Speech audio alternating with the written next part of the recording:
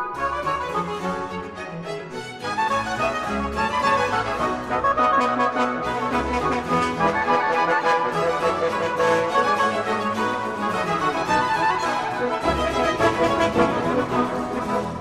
you see, our title is, What's Your Problem?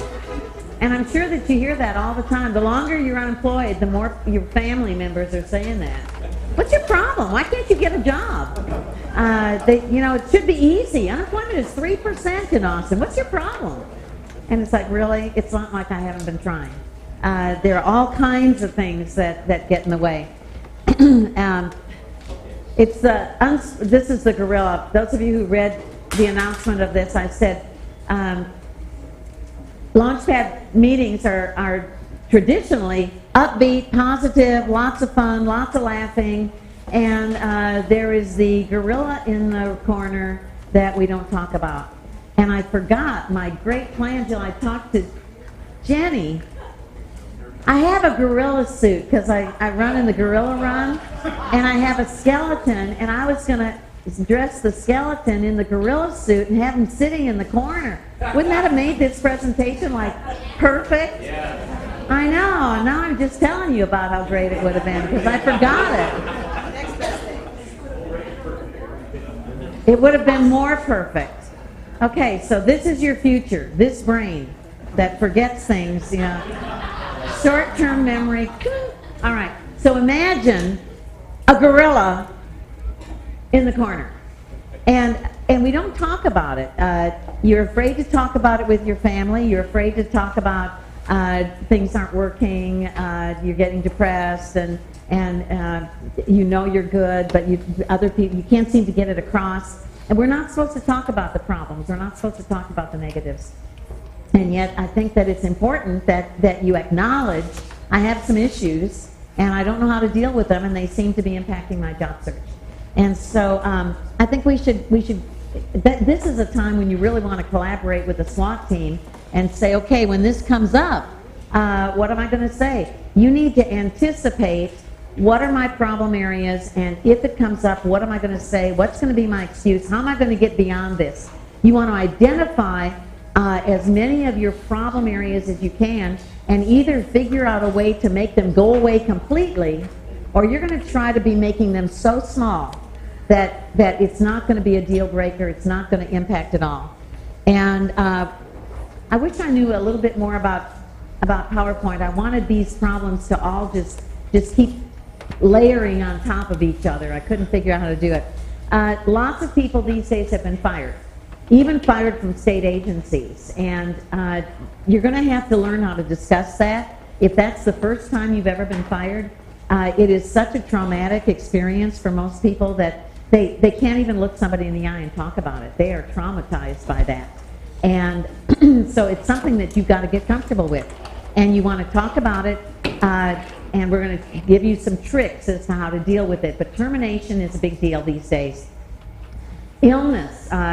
We have some people who lost their job because they became very seriously ill.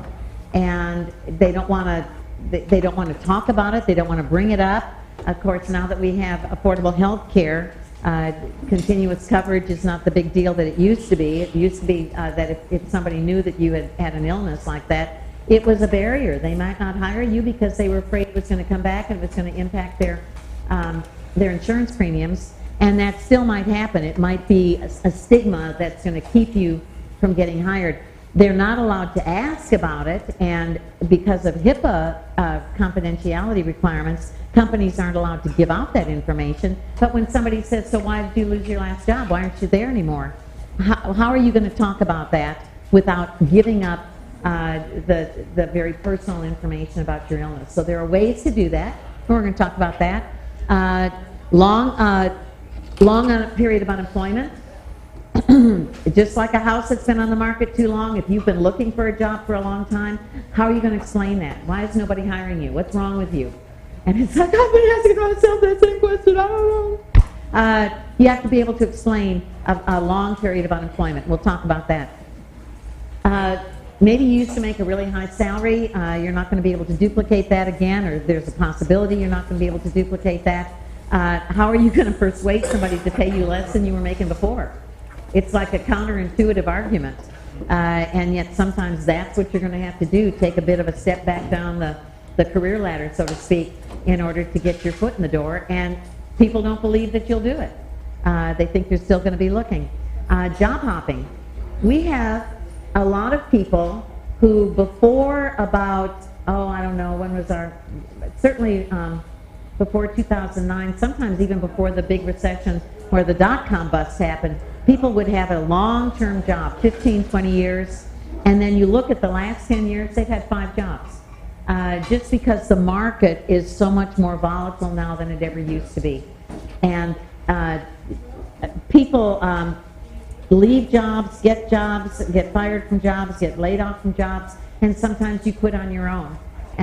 But suddenly, we've been seeing more ads that have said, we're looking for people with long-term work history because they're tired of hiring somebody and having them leave right away. So job hopping can be an issue. Short-term jobs, lots of people have had, people that are in here today have worked temp jobs for a decade. And how are you going to explain that? How are you going to explain that you've been a contractor forever? And they'll say, I think that you're not really looking for something that's long-term, and convincing them that that's not going to be an issue. We have another page. People with handicaps. They have to figure out how they're going to persuade somebody that they can do the job. They're capable of doing it with or without accommodation. If you've been fired, I guess we already talked about that. That's an issue. I've been experimenting with, as you can tell. I tried to use one of everything. Gaps in your work history.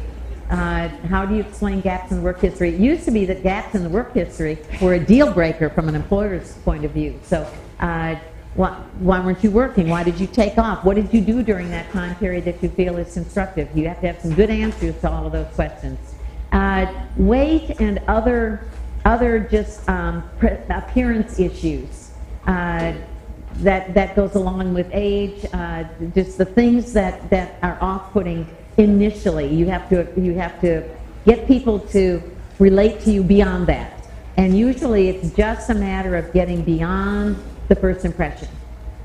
So once you can show them that you have all the energy in the world, and you're professional in your appearance beyond whatever else there is that might be negative, usually that's fine, but just the first impression can sometimes be off-putting. And same thing with smoking. If you're a smoker, and I don't know that we even have any smokers in Launchpad because I never see people go out and grab a smoke, but that can be a reason for not getting hired these days. Just stop. There's the cure. Don't do it anymore. No, but that's people that are in the process. You can't have it in your hair, can't have it on your clothes. That can be something that will keep you from getting a job. Criminal background. I used to be what's called a Project Rio representative, where the only clients that I had were people who were coming out of the prison system. And you think you have a barrier to employment? Why would anybody want to hire an ex-offender when they have all these talented options, people who don't have a criminal background? It's a huge problem. If somebody can't get a job, they can barely find a place to live. Lots of places won't rent to ex-offenders. It used to be that your background would follow you only for 7 years, and then it went off your record. But nowadays, with Homeland Security, an employer can look back to your entire criminal background record from day one. And very often, we had a Launchpad person who could barely find a place to live, moved here, had a drug offense 18 years ago, and couldn't find anybody to rent to him. And it was the kind of offense that today probably wouldn't even be prosecuted, but it followed him with the way that record keeping is kept today. People that are homeless. We had, for a while down at Workforce Solutions, we had 3 people, I think, who were working there on a program, but they were homeless. Nobody knew. And especially one guy, he looked sharper than the folks who were not homeless. He just took such good care of himself. He was kind of the most professional-looking person that worked in our office, and he did not have a degree. Used to make a ton of money because he was in sales, but he didn't have a degree, and he wasn't in tech sales. Couldn't get a job, and eventually, the people that are homeless, almost always what happens to them is that they have not one but two situations that pile on. They could handle one, but they can't handle two. So they lose a job, and then they get a debilitating illness, or they lose a job, and then they get divorced, and then they take up drinking because their family is falling apart, and then they're on the street because they can't handle all of those issues. So there is a safety net. You can do what he did. He came to work part-time, minimum wage in our office, and then applied for a better position, got it, applied for a better position, got it, eventually came to work for our board of directors, and nobody knows that for a while he was homeless and living in a shelter. So it's a situation that you have to be prepared for. Thank goodness most people here don't have it, but everybody I think in this room is, if you have not, you will feel a bit of age discrimination. It's rampant in Austin. This is a youth-oriented culture and certainly a youth-oriented city. But even when you look at startup companies that are where the CEOs, all the C-level people are in their 20s, there's almost always a seasoned person in their management team. And it's somebody that they rely on for centering, for long-term wisdom, people who have been able to survive during the economic vicissitudes that are part of our world today. So it doesn't necessarily, don't count yourself out just because of that, but we're going to talk about how do you get around some of those issues. There's even age discrimination against young people, where they don't feel that a young person looks old enough to manage, even though they have all the capability of doing that. Sometimes, if you have been a business owner in the past, it is a potential problem going to work for somebody else in the future. It's a red flag that you may not be manageable, that you're so used to being in charge of things that you know a better way to do it, and you don't want to follow the company protocol or policies or procedures. So it's a potential problem. You were in a former high-level position. I had a client one time who had been a president of 3 different companies. You don't think that's an albatross around your neck when you're trying to get a job for something that is not the president? Everybody's afraid of you. We don't really need a president. We have a president. Oh, but that's not what I want to do now. No. I think you're overqualified for everything we have. So you have to persuade them that that's not what you're interested in. So it's tough. When you were underpaid before and now you're trying to get a job and you want more money, that you have to persuade them that the salary that you're worth has nothing to do with the salary that you have. That your skills and qualifications would make you more. I really like the bounce. The next one's the bounce too. That's become my favorite one. Okay, your skills are obsolete. Anybody in here know COBOL? Look at this. Look at this. Yeah. Most of you have COBOL and that's what you're gonna leverage to get a job. But we have some people who have COBOL. And they're growing old waiting for another COBOL opening because they're so few and far between. Skills are obsolete. And then there's the overqualified, which of course all of you are because you're so beautifully qualified. So how do you get over these things? How do you identify I have an issue? How am I going to make it small? You're going to come up with a strategy in case this comes up. What am I going to say to make it be as small as possible? Whatever you do, you want to tell basically the truth. Don't lie. Lying in any part of the job search process will come back to bite you. So whatever strategy you decide on, it has to have a basic foundation of truth. Be brief. You don't have to tell all the truth. You don't have to tell all the details. What you're going to be trying to do is to tippy-toe over the top of the issue.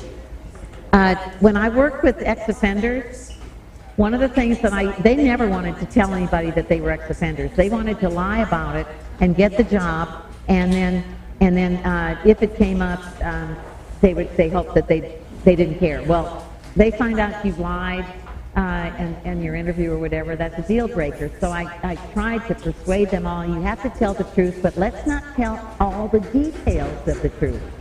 I would say we all have, each one of us has our own land of truth, okay? Almost all of us have somewhere within our land of truth swampland. We have an area that we would just as soon not revisit. This is the DWI when we were 16. This is the bad reference. This is the, I punched out my boss. This is the, this is whatever the issue is. So the first approach is you stay in another part of the truth. You don't even go there. And so they say, so why did you leave that job? That was a great job. That was one of the best jobs I ever had. I worked for the nicest boss I've ever had, but it was such a long commute. I was really hoping to find something that was closer into town. That wasn't the reason that I left, but they weren't going to give me a bad reference. I knew that, and so I just would talk about the commute. Nobody ever, in all the times I used that, nobody ever questioned it. They would just say, that was a long commute. I don't know how you lasted as long as you did. And then we just moved on to something else because it was also the truth. And you have to, whatever you say, you have to look them in the eye, and you have to look them in the eye is important. You practice this. You practice saying it to your spouse, to your kids, to your dog, to your potted plant, your eye contact when you're talking about something that's uncomfortable for you. If you have to go into the swampland, what you want to do is this. Tip your toe over the top and move on to something else. No details, no wallowing. We don't need we don't need to create a picture in our mind of you not doing well, being in trouble, about to get fired. We don't need those details. Have some really brief explanation and move out of it. The only people that have to slog through the swampland are people who've made a mistake. And that would be my ex-offenders and a few other people where you say, this is what I did, take ownership of it, I made a mistake, I did something really dumb, this is what I did, this is what it cost me, and this is what it taught me. And I'm not that person, and I'm not going to ever be that person again. And if you hire me, you won't be sorry. You won't regret it. And you just kind of take ownership, and again, no details. Quick, fast, move on. Most of you don't have that slog-through option that you even have to worry about. But there may be some little negative thing which you're going to either not talk about at all, or you're going to tippy-toe over the top. I've mentioned age before. I'm not saying that age discrimination does not exist. I know it exists, but a lot of us make too much of it. It really starts here. I tell you all the time that if you feel that age is a problem, don't talk like an old person. In my day, nobody says that, but old people. We did a mock interview one time for a person who said on his little pre-mock interview form that he felt age discrimination was an issue. And during the mock interview, he said, I worked on computers when they were the size of this room. I almost went across the desk and slapped him. That's the dumbest thing to say if you think age is a problem. Don't talk like an old person. You talk very positively about the problems that you know you can solve, the contribution you can make, the new things you've learned, and throughout it all, you are full of energy. You are full of energy. You are excited about the opportunity. You can't wait to get started. You are curious. You are always learning things. You're always trying new things. And you present a picture of such energy energy and excitement that people forget how old you are. You would never know that I'm 90 years old, would you? Okay. Oh yeah, I'm very good at the blah blah blah. So, and throughout whatever it is that you're going to use to get over your issue, you always have to be positive. Never ever go into a negative world. And it's you can sometimes control what you say, but the tough part is controlling all of the little what do you call them? The little help me with that word. The things that happen in your face that are uncontrollable. Yeah, and there's another word for it, which even as a group, we're struggling here.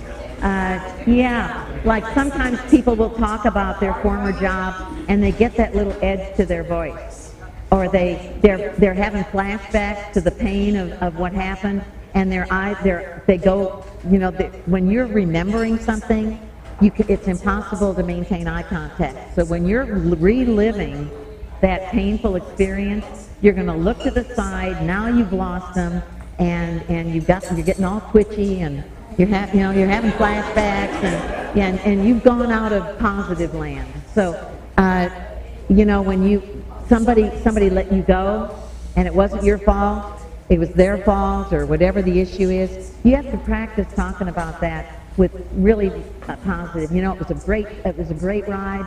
I did a lot of good things there. I did this, I did this, I did this. But you know, it's just kind of like when you have a divorce, things evolve. I changed, they changed, and it suddenly wasn't a really good fit, or whatever. That might even be too blah blah. Almost always when somebody's told me that they've been fired, and I say, how long were you there? It's almost always one of two extremes. I was there 15 years. Oh, let me guess. You were really a good employee, and all of a sudden new managers came on board, and suddenly your performance evaluations went in the toilet, and they let you go. They walked you out. How did you know that? Because it happens all the time. And you're not going to talk about my performance evaluations went south, because that's presenting a picture of you doing poor work. You're going to say, you know, it was great. This is a jelly donut thing. You say something really good. It's a great job. I had really good stuff. But they reorganized, brought in a new management team. They reorganized, and I think they really wanted some of their own people in our places. So the folks who'd been there longest were usually the first to go. But that's a business decision. You know, things happen. And that gave me an opportunity to apply for this job, which I think is really a better fit for my skills, and I'm excited about the opportunity. And can you tell me a little bit about what goes on a daily basis? So, move on. But you've got to be positive throughout. Positive throughout. We had so many new people that our program is kind of long, but I wanted to tell you one last story. There are ways to overcome all of these. If I didn't talk about your particular situation, come meet with me, and we'll try to figure out a way that you can talk about whatever it is. I'll tell you two real quick stories. One was a lady who it's kind of like you could use this as a sickness. She had an absolutely steady work history for probably 40 years. I think when she came to talk to me, she was probably mid-60s, but she had, in her 50s, gone to a class reunion and had reconnected with a boyfriend that she had in high school, and they had both either been widowed or whatever, and they married. She had him for 9 years, and he died. And she was so despondent at that point that she, very late in life, took up drinking and became an alcoholic, and had this situation, and she left her job and moved to a place, went through rehab, and now 2 years later, she's trying to go back to work. And she said, how do I explain this? If you've had cancer, same kind of thing. You left a good job. Why did you leave it? And you don't want to go into alcoholism. You don't want to go into my husband died. You don't want to go into any of that personal stuff, and you shouldn't have to. And what we came up with was she would say, you know, I had had this fabulous career for a very long time. And I found myself in a position where I didn't have to work for a while. And I thought, I need to take advantage of this and just do some things that I've always wanted to do. And so I left my job, and I did what I wanted to do. I traveled, and I paid more attention to my family, and did some other things that I'd always wanted to do. I got that out of my system, and now I'm ready to go back to my career. And it was all positive. It had the thread of truth, and you just didn't have to go into any of the negative stuff at all. And then she would say, and I kept abreast of my career field, so I did a lot of internet study while I was out, and I did this, and my skills are strong, and now I'm ready to do, go back to my career. And it worked, and it worked fine, and she did get hired again. The other one was about, this is a true story. I had a client years and years and years ago who had been for 28 years, I think, the director of development for a private university. And so that's the person who brings in money. And he was so good at his job, such a personable, intelligent, great guy. You met him, you wanted to give him money. That's just how good he was. And the university got a new president, and the president had decided that he wanted to have a new building program. And he had it all planned out, and of course, in order to do a new building program, you need money. So he met with the director of development and said, here's the plan, here's what we want to do. I want you to go back to everybody that's already given us money and ask for more. And it was essentially that kind of thing. And my guy said, wow, well, the plan is great, really good, and we certainly need the expansion. This is fabulous. But the way that development works is, he said, I go to these donors and these corporations and estates and so forth. I give them a figure, and I ask them if they'll put that in their budget. And so far, all the years I've been doing this, nobody's ever turned me down. But they've all given for this year. And so I don't feel comfortable about going back and asking them for more. I think that they wouldn't be able to anyway, and it might impact what they give next year. But I do have some other ideas of some new places that I could do some outreach to, and I'm pretty sure that they would give us money. But of course, it wouldn't be immediate. It would all be in their next year's budget. And the way I heard the story was the president flew into a rage and said, "You're not going to tell me how to do development. If I tell you to go back to a company that's given us money and ask for more, I mean for you to ask for more, and I don't appreciate insubordination." And they wrangled back and forth about this, and eventually the president just went and fired this guy. And so here he was looking for another job.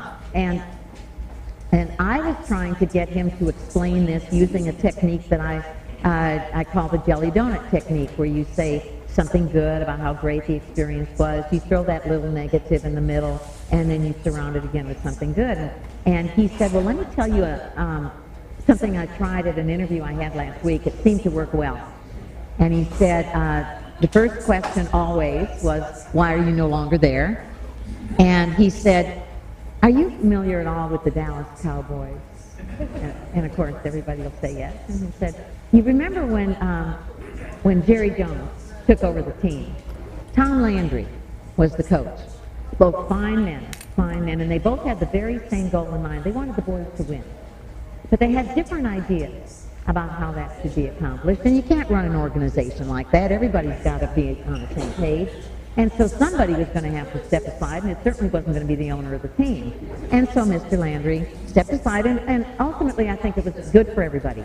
That's kind of what happened with us. But the university was where I learned how to develop. It's where I learned how to make create the relationships that grow in revenue stream and so forth. And so my only fear was that I wasn't going to find another school that I really believed in. So I was ecstatic when I saw your posting, because I've always admired this institution. Can you tell me a little bit about the development plan that you currently have in place? So it was definitely a skipping over the top. If the person said, but what did you disagree about? What was the issue? he would say, you know, I appreciate your wanting to know that, but so much of that involves the internal financials of the school that I really don't feel that it's right for me to go into that. And then he would move on, and he would always try to redirect. And it doesn't matter. You know, the details of that, it doesn't matter. It's done. It's over. It's past. It's not appropriate to talk about it. It's appropriate to move on. It's just like I tell you that looking for a job is like looking for a spouse. And if you get terminated, it's a divorce, isn't it? And we've all known people who've gone through a divorce or gone through a divorce themselves. And what lots of people want to do at that point is to share how unfair this all is. Listen to what she did now. Ran up the credit cards, took all the furniture. You know, we don't really need to hear all of that. And the person that says, you know, we had a lot of good years. She was a great mother. We just drifted apart, but it was a good marriage for a long time. And you're like, you are a saint, because you know there's dirt there, right? But the person that will not go into it, the person that takes the high road and just talks about the good stuff and says, you know, this was great training, this was a great experience. And eventually, it wasn't a good. It was no longer a good fit.